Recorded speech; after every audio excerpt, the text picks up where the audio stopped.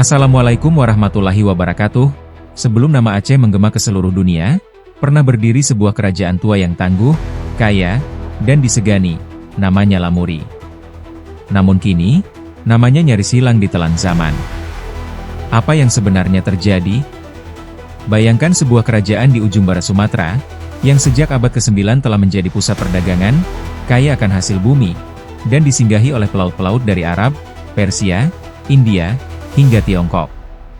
Tapi seiring berjalannya waktu, namanya menghilang, seperti ditelan gelombang sejarah. Kerajaan itu bukan mitos, bukan dongeng. Ia adalah Lamuri, cikal bakal dari Aceh Darussalam yang kita kenal hari ini. Mari kita gali bersama jejak-jejak kejayaan yang terlupakan ini. Tapi sebelum kita mulai masuk ke dalam ceritanya, jangan lupa untuk like, komen, share dan subscribe, serta nyalakan lonceng notifikasinya agar Anda tidak ketinggalan video-video terbaru dari kami. Secara umum, informasi mengenai Kesultanan Lamuri pada masa lampau sebagian besar bersumber dari catatan-catatan luar yang berasal dari para pedagang dan pelaut asing yang singgah atau melintasi wilayah Asia Tenggara sebelum tahun 1500 Masehi. Di antara mereka terdapat para penjelajah dari dunia Arab, India, dan Tiongkok, yang dalam laporan-laporan perjalanan dan kronik-kronik dagangnya menyebutkan keberadaan sebuah kerajaan maritim bernama Lamuri atau Lambri, yang kala itu dianggap sebagai salah satu pelabuhan penting di jalur perdagangan internasional. Mereka mencatat Lamuri sebagai pintu gerbang pertama yang menyambut para pelaut sebelum melanjutkan pelayaran mereka ke wilayah-wilayah strategis lain di Nusantara dan Asia Timur. Selain catatan dari pihak luar, sejumlah sumber lokal juga memberikan gambaran meskipun seringkali dibalut dalam bentuk sastra tradisional yang bercampur antara fakta sejarah dan unsur mitos.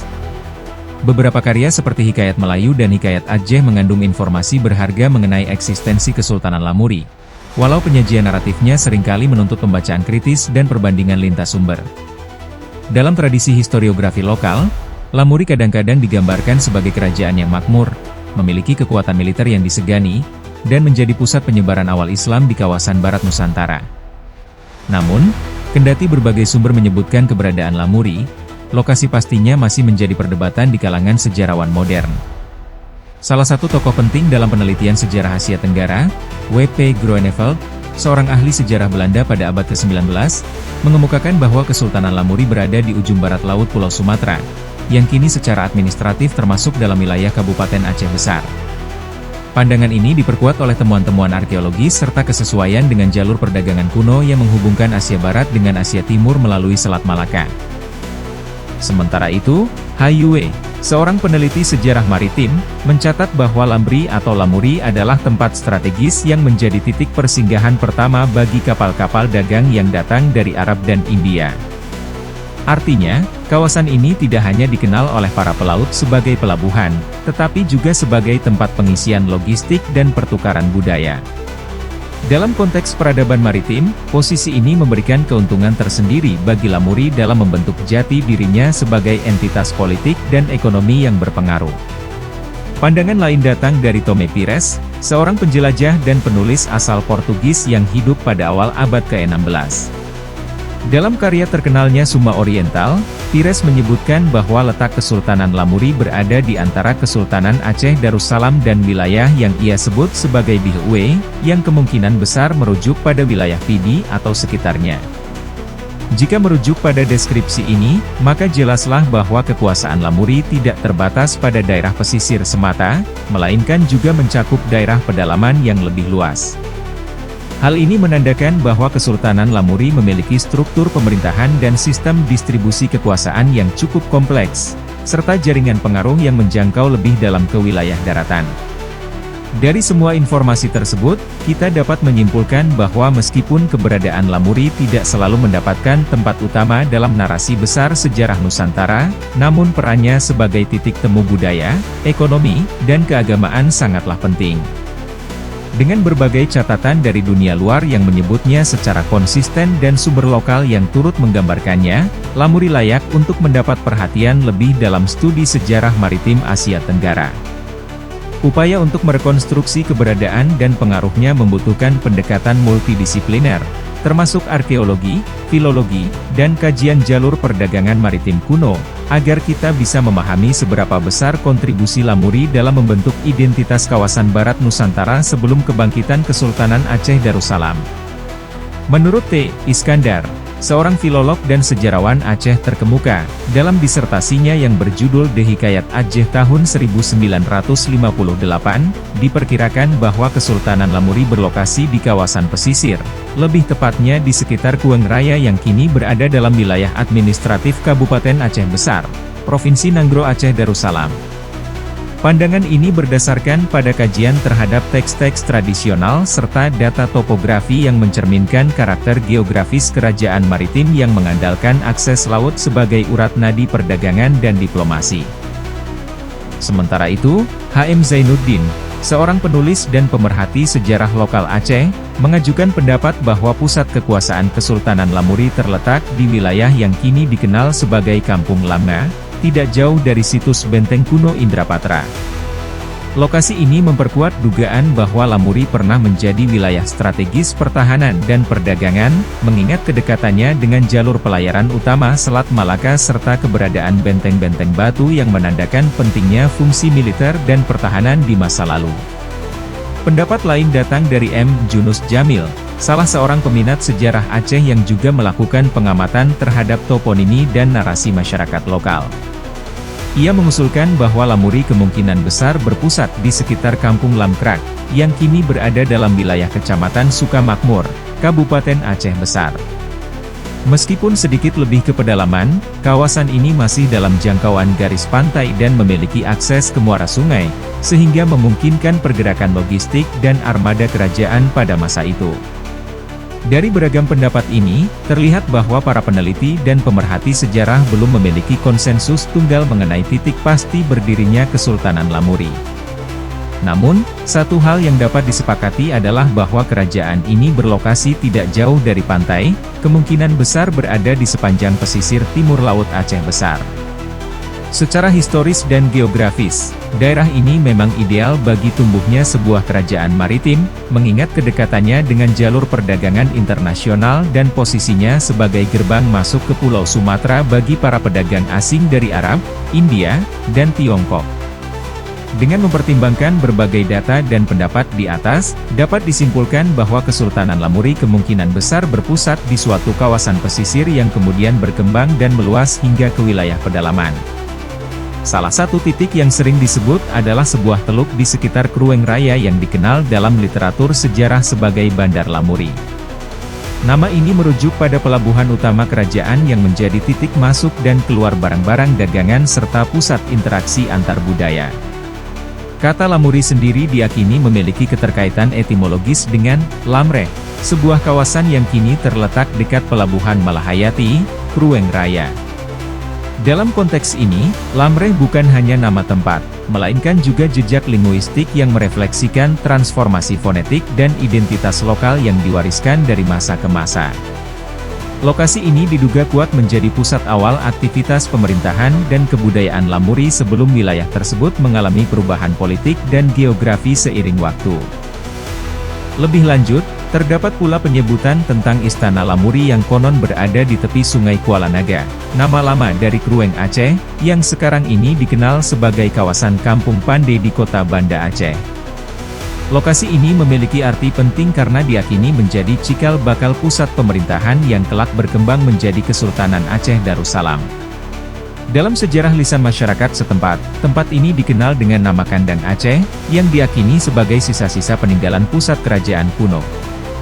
Dengan mempertimbangkan posisi strategisnya yang berada di jalur laut internasional, pertemuan arus budaya, serta bukti-bukti arkeologis dan toponim yang tersebar di sekitar Aceh Besar, maka tidak mengherankan jika Kesultanan Lamuri memainkan peran penting dalam perkembangan sejarah awal Aceh. Meski saat ini jejaknya lebih banyak tersimpan dalam fragmen-fragmen cerita, batu nisan kuno, dan sisa benteng pertahanan, Lamuri tetap menjadi simbol kejayaan maritim masa silam yang patut ditelusuri lebih lanjut oleh generasi masa kini. Berdasarkan berbagai sumber berita yang berasal dari para pedagang dan pelaut Arab, diketahui bahwa kerajaan Lamuri, yang kemudian berkembang menjadi Kesultanan Lamuri, telah eksis sejak pertengahan abad ke-9 Masehi. Artinya, kerajaan ini telah berdiri sejak sekitar tahun 800 hingga 900 Masehi, menjadikannya salah satu kerajaan tertua yang pernah berdiri di wilayah barat Nusantara. Keberadaan Lamuri pada masa itu menunjukkan bahwa daerah Aceh telah menjadi bagian dari peta peradaban maritim global jauh sebelum munculnya kerajaan-kerajaan besar lainnya di kawasan ini. Kontak awal dengan bangsa Arab ini kemungkinan besar juga menjadi pintu masuk penyebaran Islam ke wilayah Nusantara, terutama di bagian barat Sumatera. Pada periode yang sama, Kerajaan Sriwijaya yang berpusat di Sumatera bagian selatan tengah berada pada puncak kejayaannya. Sriwijaya dikenal sebagai kerajaan maritim yang memiliki pengaruh kuat dan jaringan kekuasaan yang meluas ke seluruh kawasan Asia Tenggara, termasuk Semenanjung Melayu dan sebagian besar wilayah Nusantara. Dalam catatan sejarah disebutkan bahwa pada tahun 943 Masehi, Kesultanan Lamuri, meskipun telah memiliki identitas sebagai kerajaan Islam, tunduk di bawah hegemoni Sriwijaya. Namun, penting untuk dicatat bahwa tunduknya Lamuri pada Sriwijaya bukanlah bentuk penaklukan mutlak yang menghilangkan kedaulatan lokal. Sebaliknya, Lamuri tetap memiliki hak sebagai kerajaan Islam yang berdaulat, namun dengan kewajiban politik tertentu seperti membayar upeti, memberikan bantuan militer atau logistik jika diminta, dan menunjukkan kesetiaan politik dengan datang melapor kepada penguasa Sriwijaya pada waktu-waktu tertentu. Ini menunjukkan adanya model kekuasaan yang bersifat federatif dan pragmatis dalam struktur kekuasaan maritim Asia Tenggara kala itu. Salah satu bukti paling nyata dan terpercaya tentang eksistensi Lamuri sebagai kerajaan yang benar-benar diperhitungkan dalam kancah regional muncul dari dunia luar, yakni dari sebuah prasasti penting yang diabadikan oleh Rajendra Chola I, Raja Besar dari dinasti Chola di India Selatan. Prasasti ini berada di Tanjore, sekarang Tanjavur, dan ditulis pada tahun 1030 Masehi. Dalam prasasti tersebut, tertulis kisah ekspedisi militer besar-besaran yang dilakukan oleh Rajendra Chola ke berbagai negeri di Asia Tenggara, termasuk wilayah Sumatera dan Semenanjung Melayu, sekitar tahun 1023 hingga 1024 Masehi. Prasasti ini merupakan sumber sejarah yang amat berharga karena mendokumentasikan secara rinci penaklukan Rajendra Chola atas beberapa kerajaan besar di kawasan ini. Dalam isi prasasti tersebut, disebutkan bahwa Raja Chola telah memimpin sebuah armada laut besar yang dipersenjatai secara lengkap dan mengerahkan pasukan perang yang tangguh untuk menyerang dan menaklukkan sejumlah negeri. Di antaranya adalah Kedara atau Kedah yang terkenal dengan banyaknya gajah perang, Sriwijaya, kerajaan besar yang berjaya di Sumatera, Panai, sebuah kerajaan yang terletak di tepi sungai, serta Melayu, kerajaan yang dibentengi dengan kuat di atas bukit. Selain itu, ia juga disebutkan telah mengalahkan Mayurudinggam yang diakini sebagai Kepulauan Andaman, Ilanggacoram kemungkinan merujuk pada Langkasuka, dan Mawillimbanggam yang dikenal karena pertahanannya yang dibentengi tembok tebal. Di antara daftar panjang kerajaan yang ditaklukkan, tercantum pula nama Ilmauridecam, yang dalam telaah filologis dan toponim modern diyakini sebagai Lamuri di wilayah Aceh sekarang. Penyebutan ini sangat penting karena memperlihatkan bahwa Lamuri adalah salah satu kerajaan yang cukup kuat dan cukup penting untuk diserang secara langsung oleh ekspedisi Chola. Lebih menarik lagi, dalam prasasti tersebut disebutkan bahwa Lamuri telah memberikan perlawanan yang luar biasa keras terhadap serangan Chola. Digambarkan bahwa pasukan Lamuri bertempur mati-matian untuk mempertahankan wilayahnya, yang menunjukkan bahwa kerajaan ini memiliki kekuatan militer dan semangat pertahanan yang patut diperhitungkan. Meski pada akhirnya dapat dipatahkan oleh kekuatan armada Rajendra Chola, perlawanan sengit dari Lamuri menunjukkan betapa strategisnya posisi kerajaan ini dalam peta geopolitik regional, serta pentingnya kawasan ini bagi kekuatan asing seperti Chola yang ingin menguasai jalur perdagangan dan memperluas pengaruhnya ke Nusantara. Penyebutan Lamuri di antara kerajaan-kerajaan besar lainnya dalam prasasti Chola menunjukkan bahwa kerajaan ini bukan hanya dikenal oleh bangsa-bangsa Asia Selatan, tetapi juga dipandang sebagai kekuatan yang relevan di tengah persaingan kekuasaan maritim abad ke-11. Ini sekaligus menjadi salah satu bukti tertulis paling awal yang menegaskan keberadaan dan peran penting Lamuri dalam dinamika sejarah Asia Tenggara. Dengan demikian, Lamuri tidak bisa hanya dilihat sebagai kerajaan kecil yang terpinggirkan dalam bayang-bayang Sriwijaya atau Aceh Darussalam. Sebaliknya, Lamuri adalah kerajaan yang memainkan peran aktif dalam jaringan kekuasaan, perdagangan, dan budaya di kawasan barat Nusantara. Catatan dari Rajendra Chola bukan hanya mencatat sebuah penaklukan militer, tetapi juga menjadi saksi sejarah tentang posisi penting Lamuri dalam narasi besar sejarah regional dan global pada awal milenium kedua. Dalam upaya memahami posisi strategis dan pentingnya kerajaan Lamuri dalam percaturan geopolitik Asia Tenggara abad ke-11, kita tidak bisa mengabaikan salah satu sumber primer paling penting dari luar Nusantara, yakni prasasti yang dikeluarkan oleh Rajendra Chola I, seorang maharaja dari dinasti Chola yang berkuasa di India Selatan. Prasasti ini disimpan di Tanjore atau Tanjavur dan ditulis sekitar tahun 1030 Masehi, sebagai bentuk dokumentasi resmi atas keberhasilan ekspedisi maritim besar-besaran yang dilakukan oleh Kerajaan Chola ke wilayah Asia Tenggara pada tahun 1023 hingga 1024 Masehi. Seorang sarjana besar dari India, Profesor K. Nilakanta Sastri, yang merupakan mahaguru pada Universitas Madras dan dikenal luas atas kepakarannya dalam sejarah India Selatan, telah menerjemahkan isi prasasti tersebut ke dalam bahasa Inggris. Dalam terjemahan tersebut, tergambar dengan jelas bagaimana Rajendra Chola mengerahkan armada laut dalam jumlah besar ke tengah lautan yang ganas, menyusuri Samudra Hindia dan Selat Malaka, lalu melakukan serangan ke berbagai kerajaan dan kota pelabuhan penting yang berada dalam orbit kekuasaan Sriwijaya. Sasaran utama dalam ekspedisi ini adalah Kadaram atau Kedah, yang pada masa itu berada di bawah kekuasaan dinasti Sriwijaya. Dalam prasasti tersebut diceritakan bahwa Raja Rajendra berhasil menangkap Sang Ramawijaya Tunggawarman, Raja Kadaram, bersamaan dengan gajah-gajah pramiliknya dan seluruh harta kekayaan yang telah ia kumpulkan.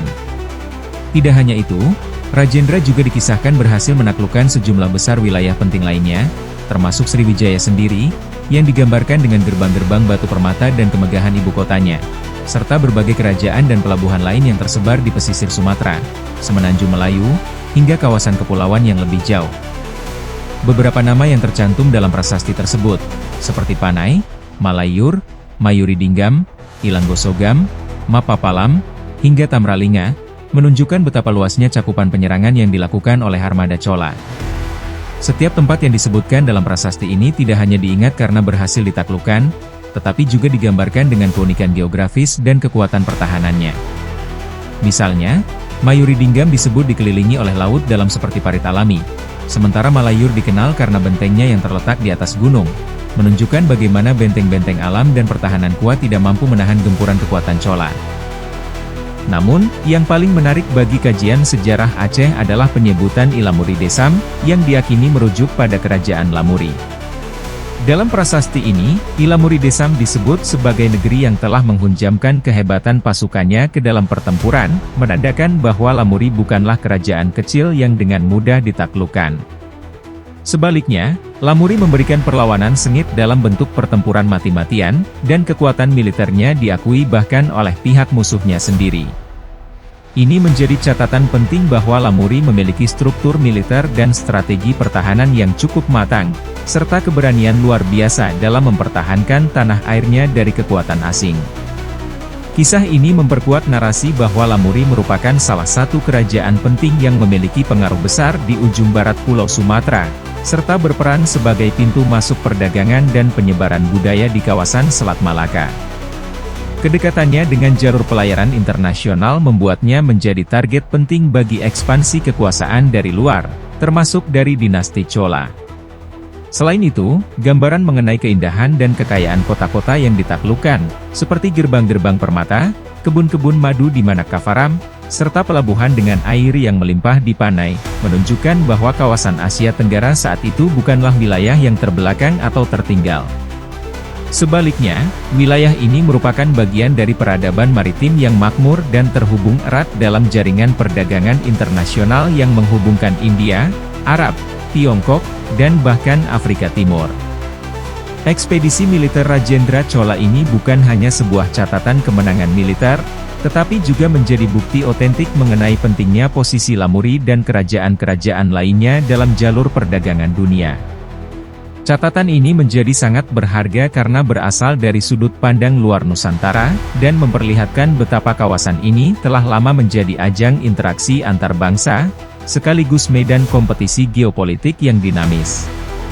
Dengan demikian, penyebutan Ilamuri Desam dalam prasasti Chola menempatkan Lamuri dalam jajaran kerajaan-kerajaan besar yang memiliki peran strategis dan dihormati oleh kerajaan-kerajaan besar lainnya di kawasan Asia. Tidak hanya menjadi saksi awal masuknya Islam di Nusantara, Lamuri juga terbukti memiliki posisi politik dan militer yang penting di peta sejarah kawasan pada awal milenium kedua Masehi. Sebagaimana dapat diperhatikan dari sejumlah nama negeri yang disebut dalam prasasti ekspedisi militer Rajendra Chola I, salah satu nama yang menarik perhatian adalah Ilmuri Desam, yang diyakini merujuk pada Lamuri. Dalam catatan itu, disebutkan bahwa Rajendra Chola hanya mampu menaklukkan Lamuri setelah terjadi pertempuran sengit dan habis-habisan. Penyebutan ini bukan sekadar nama dalam daftar wilayah yang ditundukkan, tetapi mencerminkan kenyataan bahwa Lamuri memberikan perlawanan kuat dan tidak mudah ditaklukkan oleh pasukan besar sekaliber Chola. Dari fakta ini, setidaknya terdapat dua kesimpulan penting yang dapat ditarik. Pertama, kerajaan Lamuri telah ada sekurang-kurangnya sejak abad ke-9 hingga abad ke-11 Masehi. Keberadaannya yang disebut dalam catatan ekspedisi Chola yang terjadi pada tahun 1023 hingga 1024 Masehi, membuktikan bahwa Lamuri adalah entitas politik yang telah lama berdiri sebelum peristiwa tersebut. Bahkan, bila merujuk pada sumber Arab yang lebih awal, nama Lamuri atau variannya telah dikenal sejak pertengahan abad ke-9. Kedua, fakta bahwa pasukan Chola harus mengerahkan kekuatan besar untuk menaklukkan Lamuri menunjukkan bahwa kerajaan ini telah memiliki sistem militer yang kuat dan tertata. Angkatan perangnya tidak hanya mampu bertahan dalam waktu lama, tetapi juga mampu memberikan perlawanan yang berat, sehingga hanya dapat dipatahkan dengan kekuatan penuh dari salah satu kerajaan maritim terbesar di India kala itu. Ini mengindikasikan bahwa Lamuri bukanlah kerajaan kecil, atau sekadar pelabuhan dagang biasa. Sebaliknya, Lamuri sudah memiliki struktur pemerintahan yang kokoh dan terorganisir, didukung oleh perekonomian yang mapan. Untuk mampu membangun dan memelihara kekuatan militer yang tangguh, sebuah kerajaan membutuhkan sumber daya yang besar, baik dari segi manusia, logistik, maupun keuangan. Dan semua itu hanya mungkin jika kerajaan tersebut memiliki kegiatan ekonomi yang berkembang, seperti pertanian, perdagangan maritim, perkapalan, serta pengelolaan sumber daya alam lainnya. Letak Lamuri yang strategis di jalur pelayaran antara Timur Tengah, India, dan Tiongkok menjadikan wilayah ini sebagai titik penting dalam jaringan perdagangan internasional.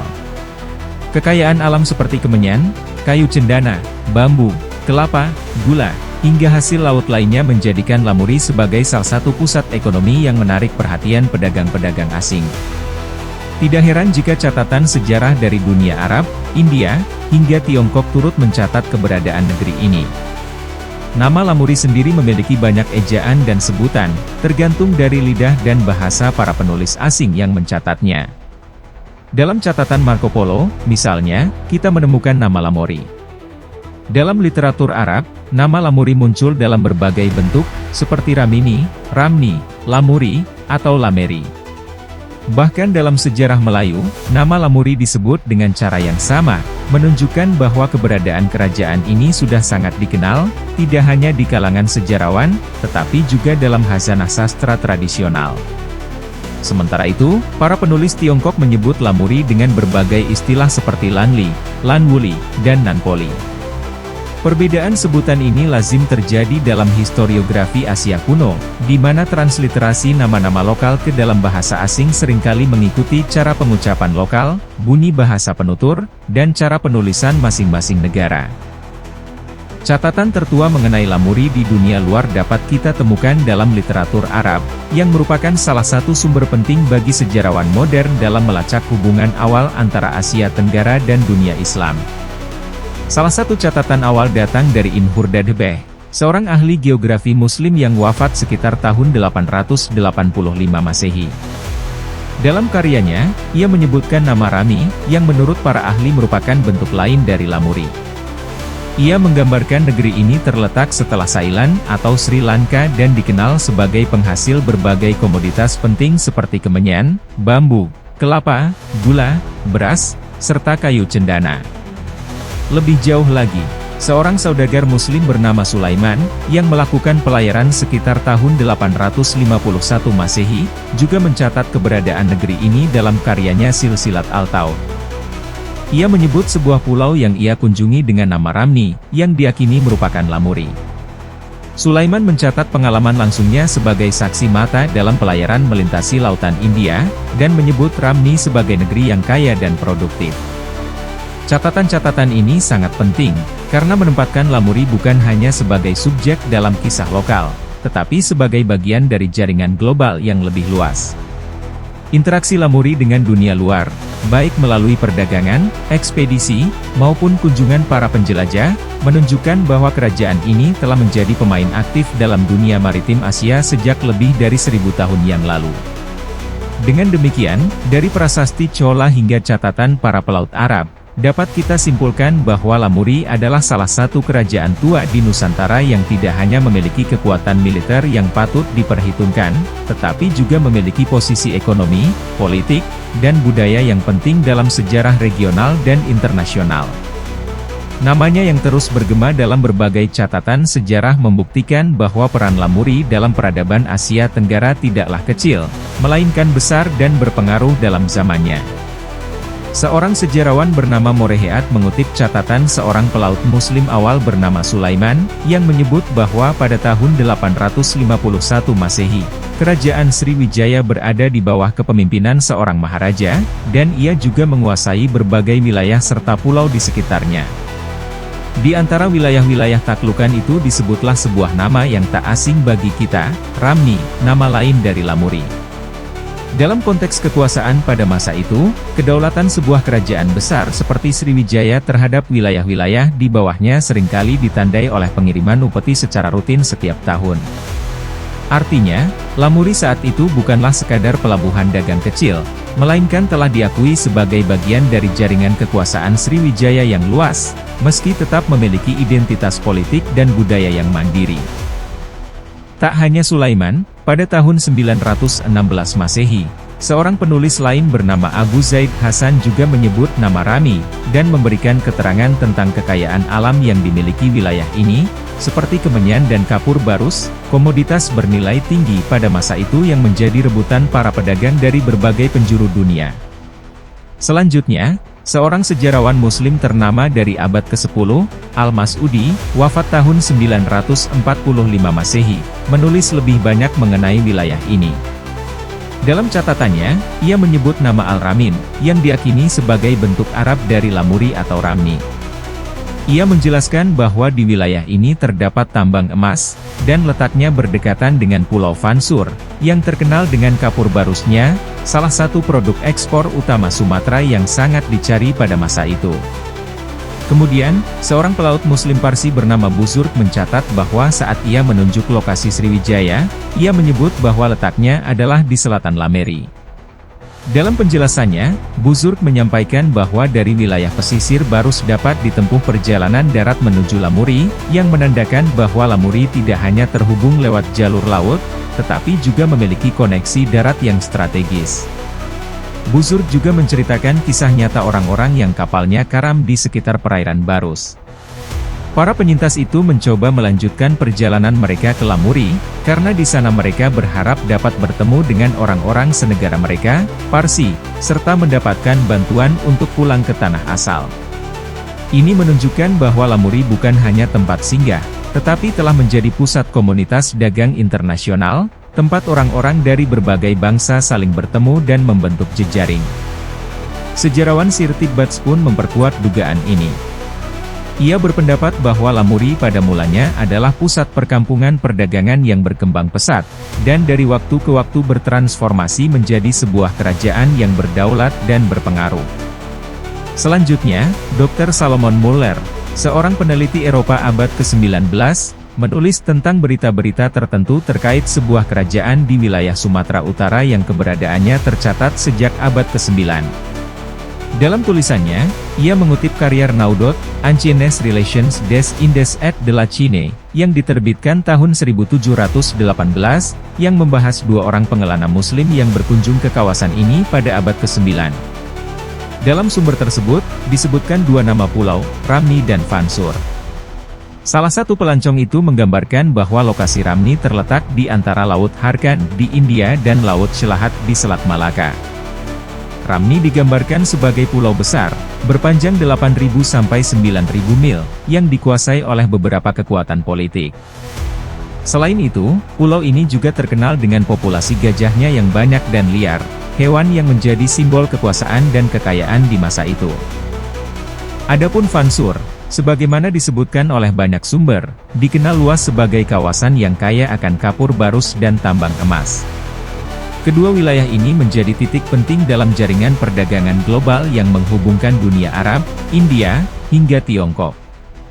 Dari berbagai catatan tersebut, baik dari sumber Arab, Persia, India, maupun Eropa, dapat diambil satu kesimpulan penting, bahwa Ramni, Lamuri, Lameri, Lanwuli, dan sebutan lainnya adalah merujuk pada satu entitas geopolitik yang sama.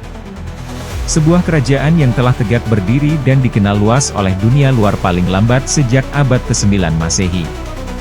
Dengan keberadaan yang dicatat oleh banyak penulis asing, Lamuri telah terbukti bukan hanya sebagai kerajaan lokal di ujung utara Sumatera, tetapi sebagai bagian dari jaringan internasional perdagangan dan politik yang besar dan dinamis. Kekayaannya, strategisnya letak geografis, dan kekuatan militernya telah menjadikannya subjek perhatian dari kerajaan besar seperti Sriwijaya, Chola, hingga para pedagang dan pelaut dari dunia Islam dan Tiongkok. Kerajaan Lamuri, dengan demikian, layak dikenang sebagai salah satu kerajaan besar dalam sejarah Nusantara, kerajaan yang sejak awal telah menjadi saksi pertemuan peradaban-peradaban besar dunia di perairan Asia Tenggara. Menurut catatan dari Hikayat Aceh, salah satu sultan yang terkenal dalam sejarah Kesultanan Lamuri adalah Sultan Munawarsyah. Namanya tidak hanya besar di dalam wilayah kekuasaan Lamuri, tetapi juga dalam sejarah besar Aceh sendiri. Konon, Sultan Munawarsyah adalah leluhur dari Sultan Iskandar Muda, penguasa terbesar dan paling termasyhur dari Kesultanan Aceh Darussalam. Menjelang akhir abad ke-15, terjadi peristiwa penting yang mengubah wajah politik dan geografi Lamuri. Karena serangan dari kerajaan Pidi dan juga pendangkalan muara sungai yang menghambat jalur pelayaran serta perdagangan, pusat pemerintahan Kesultanan Lamuri akhirnya dipindahkan ke Mahkota Alam, yang kini dikenal sebagai Kuta Alam, sebuah wilayah di jantung kota Banda Aceh, tepat di sebelah utara Krueng Aceh. Sejak saat itu, nama Kesultanan Lamuri mulai memudar, dan secara perlahan digantikan dengan nama Kesultanan Mahkota Alam, cikal bakal Kesultanan Aceh Darussalam yang kelak akan memainkan peran besar dalam sejarah Asia Tenggara. Menariknya, jauh sebelum peralihan pusat kekuasaan ini, seorang penulis Tiongkok bernama Chow Jukawa pada tahun 1225 sudah menyebut-nyebut Lamuri, yang ia sebut sebagai Aceh, dalam catatan perdagangannya. Hal ini menunjukkan bahwa Lamuri memang telah lama dikenal dalam jaringan perdagangan internasional, termasuk oleh para saudagar dan pelaut dari Tiongkok. Kita pun perlu memperhatikan kembali rencana penyerangan besar yang dilakukan oleh Rajendra Chola I, raja dari dinasti Chola di India Selatan, pada tahun 1023 hingga 1024 Masehi. Serangannya diarahkan ke sejumlah kerajaan penting di wilayah Selat Malaka, Kedah, Lamuri, Panai, Melayu, kemungkinan Jambi atau Pagaruyung, dan Sriwijaya. Namun menariknya, tidak tercatat bahwa ia menyerang Pasai ataupun Perlak, yang dalam cerita rakyat Aceh sudah ada dan bahkan disebut telah menganut Islam. Pertanyaannya, mengapa Rajendra Chola I tidak menyerang kedua wilayah itu? Ada dua kemungkinan. Pertama, Rajendra mungkin memang mengetahui bahwa negeri-negeri itu sudah kuat dan tidak mudah ditaklukkan, sehingga ia memilih untuk tidak memulai konflik. Kedua, bisa jadi negeri-negeri tersebut saat itu masih sangat kecil, belum cukup dikenal, atau belum dianggap penting secara strategis oleh Rajendra.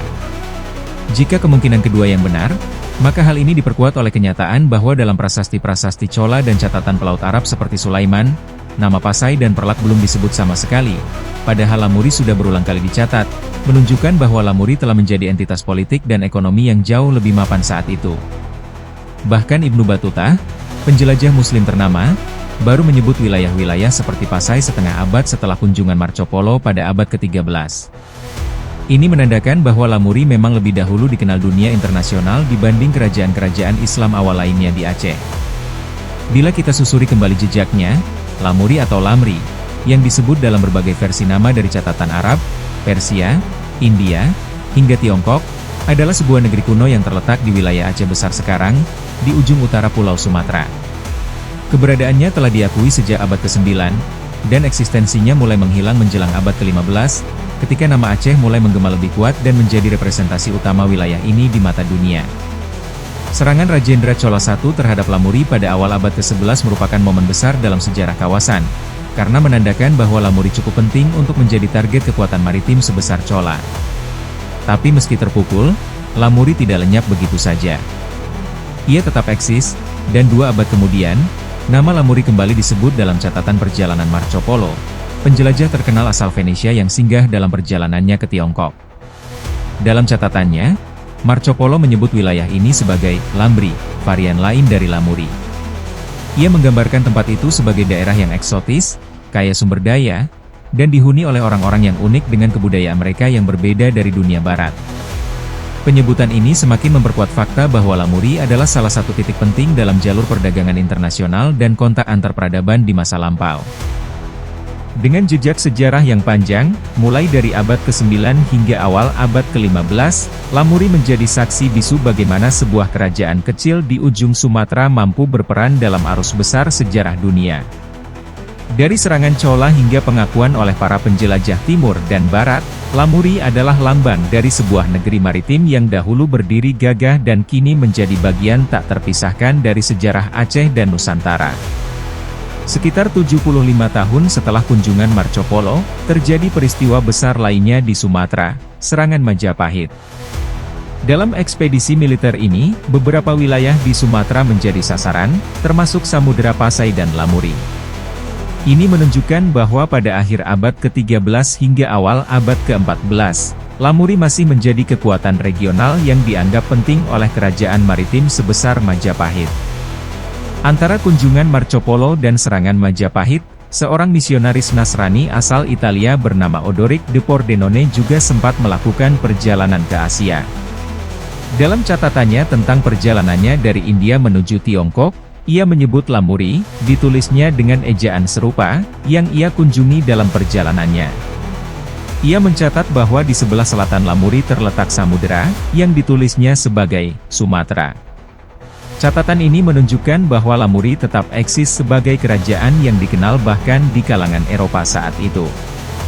Lamuri juga disebut dalam kisah pelayaran armada besar Cheng Ho, laksamana Muslim asal Tiongkok yang memimpin misi diplomatik dan perdagangan atas nama dinasti Ming. Pada tahun 1414 Masehi, Cheng Ho datang ke Lamuri, yang saat itu tampaknya masih berdiri meskipun melemah akibat serangan-serangan sebelumnya. Kedatangannya tidak terlepas dari kekisruhan yang terjadi di Samudera Pasai, di mana seorang bangsawan bernama Sukanla melakukan pemberontakan dan melarikan diri ke Lamuri. Cheng Ho mengejar Sukanla hingga ke Lamuri. Ada indikasi bahwa Lamuri memberikan perlindungan kepada Sukanla, sehingga Cheng Ho mungkin saja datang bukan sekadar sebagai utusan diplomatik, tapi juga dengan tekanan militer. Namun, menariknya, tidak ada catatan tentang pertempuran besar atau korban jiwa, yang menandakan bahwa penyelesaian dilakukan secara damai. Bisa jadi, Cheng Ho yang juga seorang Muslim, mengedepankan pendekatan persaudaraan seiman dan musyawarah, alih-alih kekerasan. Sikap ini selaras dengan prinsip misi pelayaran Cheng Ho yang kerap menghindari konflik terbuka dan lebih menonjolkan diplomasi serta hubungan dagang. Namun, dari rangkaian serangan dan intervensi asing yang terjadi selama lebih dari 3 abad, mulai dari invasi Chola pada abad ke-11, serangan Majapahit di abad ke-13, hingga kedatangan Cheng Ho di awal abad ke-15, tidak dapat disangkal bahwa Lamuri perlahan-lahan mengalami kemunduran. Bekas wilayahnya mulai terpecah menjadi beberapa kampung atau kawasan kecil, yang kemudian satu persatu disatukan kembali di bawah pengaruh para tokoh kuat, raja, atau panglima yang dihormati. Pada masa inilah, mulai terdengar berbagai nama baru yang menggantikan pamor Lamuri: Darul Kamal, Makuta Alam, yang dikenal sebagai Kuta Alam, Aceh, Darussalam, dan bahkan Darude Dunia. Nama-nama ini mencerminkan pergeseran identitas politik dan kultural di kawasan itu, dari sebuah kerajaan tua menjadi entitas baru yang lebih besar. Di saat yang sama, muncul pula kekuatan baru di wilayah Aceh Besar, Kerajaan Syirduli, Pedir atau Pidi. Menurut catatan Portugis yang dikutip oleh Veltman, Sultan Maruf-Syah, penguasa Pedir, pernah menaklukkan Aceh Besar pada tahun 1497. Pada masa itu, Ia bahkan mengangkat 2 orang wakil, satu di Aceh dan satu lagi di Dayak, sebagai bagian dari upaya memperluas dan mengukuhkan pengaruhnya. Menjelang pergantian abad ke-16, sejarah pun memasuki babak baru. Pada tahun 1513 Masehi, terjadi penyatuan besar-besaran beberapa kerajaan kecil di wilayah utara Sumatera. Kesultanan Lamuri, Kerajaan Pase, Daya, Lingga, Pedir, Pidi, Perlak, Benua Tamiang, dan Samudera Pasai. Semuanya bergabung membentuk satu kesatuan besar, yaitu Kesultanan Aceh Darussalam di bawah kepemimpinan Sultan Ali Mughayat Shah, tepat pada tahun 1496 hingga 1528 Masehi. Dengan bersatunya kerajaan-kerajaan ini, Kesultanan Aceh Darussalam lahir sebagai kekuatan baru yang besar dan berdaulat, dan siap memainkan peran penting dalam sejarah Asia Tenggara dan dunia Islam. Nama Lamuri pun akhirnya secara resmi menghilang dari panggung sejarah, meskipun jejaknya tetap hidup dalam warisan budaya, toponimi, dan ingatan sejarah masyarakat Aceh. Menariknya, nama Lamuri sendiri diyakini berasal dari sebuah desa di Kabupaten Aceh Besar, bernama Lamreh, yang dahulu menjadi pusat pemerintahan kerajaan ini sebelum berpindah ke Kuta Alam. Maka dengan demikian, Kesultanan Lamuri dapat disebut sebagai salah satu pilar utama berdirinya Kesultanan Aceh Darussalam, kerajaan besar yang kelak mencapai puncak kejayaannya di bawah Sultan Iskandar Muda, dan yang hingga kini tetap dikenang sebagai lambang kebesaran masa lalu Aceh. Lamuri mungkin telah hilang dari peta kekuasaan, namun namanya tetap hidup dalam denyut sejarah Aceh. Dari serangan armada Kola, tekanan Majapahit, hingga diplomasi Cheng Ho, kerajaan ini terus bertahan sebelum akhirnya melebur dalam Kesultanan Aceh Darussalam. Dan kini, yang tersisa hanyalah nama, legenda, dan desa kecil bernama Lamreh, tempat segalanya bermula. Sejarah bukan sekadar masa lalu, ia adalah cermin yang mengingatkan kita akan siapa kita sebenarnya. Terima kasih telah menonton video ini. Jika Anda suka dengan video ini, jangan lupa like, komen, share dan subscribe, serta jangan lupa nyalakan lonceng notifikasinya juga ya agar Anda tidak ketinggalan video-video terbaru dari kami. Sampai jumpa di video berikutnya. Wassalamualaikum warahmatullahi wabarakatuh.